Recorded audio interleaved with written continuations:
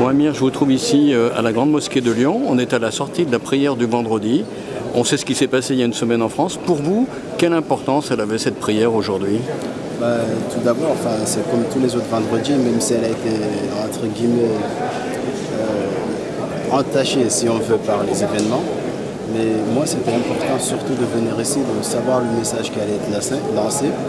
Et pour moi, personnellement, le message, il était bon parce que je voulais à tout prix que ce soit dissocier ces gens-là avec notre religion.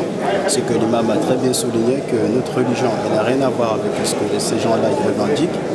Eux, c'est des gens qui ils ont un message à eux, ils font des choses qui n'ont rien à voir avec notre religion. Nous, bien entendu, comme tous les autres musulmans et les autres non-musulmans, on compatit et on condamne ces actions. Donc maintenant, ce qui serait bien, c'est que tout le monde fasse comme nous, qu'on dissocie ces gens-là avec nous.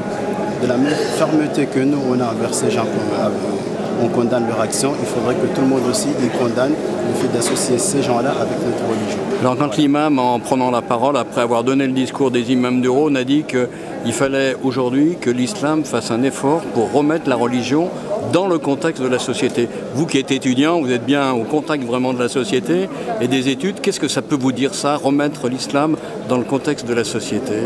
C'est-à-dire vivre sa religion comme elle a été dit. La religion, elle n'est pas en contradiction avec la société. Nous, on a notre société, il y a des choses, par exemple, qui sont spécifiques à ce pays, nous devons les respecter, mais ça ne veut pas dire que nous devons laisser notre religion. La religion, elle est d'abord interne, c'est individuel. Donc il faut respecter sa religion et vivre en harmonie avec les autres. C'est-à-dire respecter les autres, ceux qui ont d'autres croyances, il faut les respecter. On a parlé à la fin de paix, de miséricorde, de compassion. Concrètement, et d'actes concrets, comment ça peut se traduire finalement? Dans la religion musulmane, ça a toujours été question de paix. Le prophète lui-même le dit, le musulman c'est celui qui est en paix avec sa langue et avec sa main envers les autres. C'est-à-dire, on n'a pas parlé à dire du mal des autres, on n'a pas à les frapper, on n'a pas à faire quoi que ce soit qui soit, disons, pour faire du mal à autrui. On est là c'est une religion d'amour, nous devons respecter ça et continuer avec.